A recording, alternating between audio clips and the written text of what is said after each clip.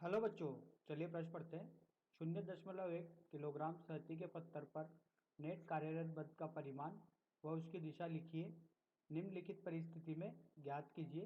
पत्थर को 1 मीटर प्रति सेकंड वर्ग के त्वरण से गतिशील किसी रेलगाड़ी की खिड़की से तुरंत गिराने के पश्चात। तो आइए बच्चों, प्रश्न के लिए मुख्य अवधारणा की चर्चा करते हैं। मुख्य अवधारणा देखिए बच्चों, एक रेलगाड़ी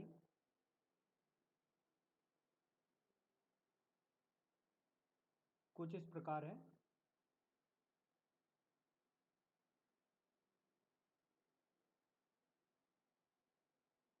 इस पर एक मनुष्य बैठा हुआ है, एक प्रेक्षक बैठा हुआ है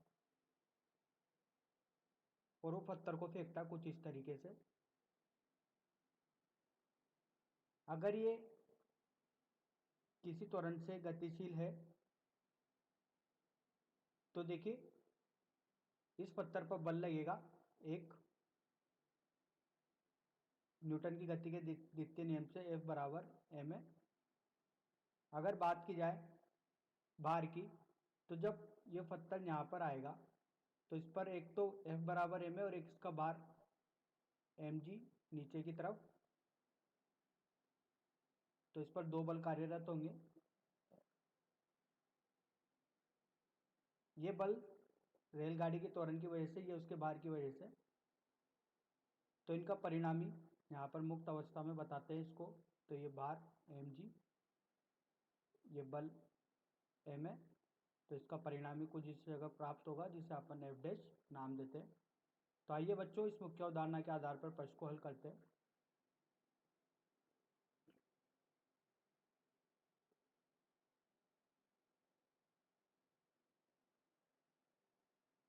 ये रेलगाड़ी है, पत्थर को एक मीटर प्रति सेकंड वर्ग के त्वरण से गतिशील। इस रेलगाड़ी का त्वरण 1 मीटर प्रति सेकंड वर्ग है।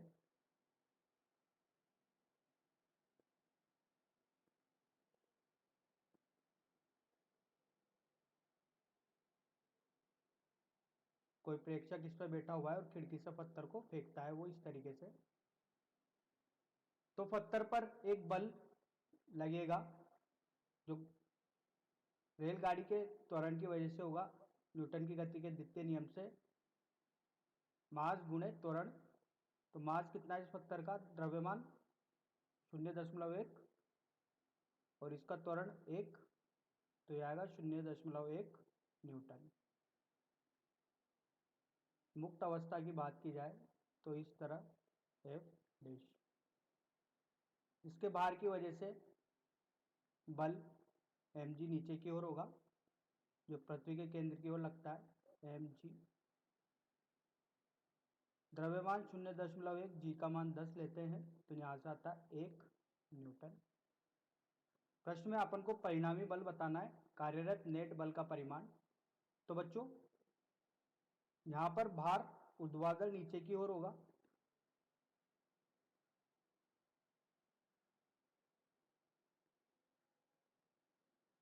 अब देखिए यहाँ पर क्या होगा कि जो रेलगाड़ी है वो बहुत तेज त्वरण से चलती है, तो उस पर जो ये बल लगता है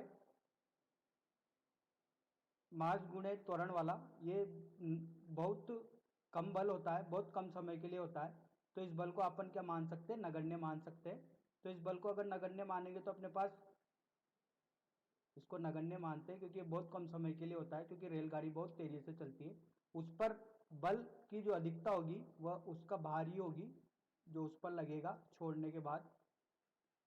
तो ये बल ही अधिकतम बल कार्य करेगा इस पर। तो इसका कुल परिणामी बल जो दिया जाएगा या नेट बल जो दिया जाएगा, नेट बल ये दिया जाएगा 1 न्यूटन का, और इसकी दिशा कहाँ होगी? नेट की भी ऊर्ध्वाधर नीचे की ओर।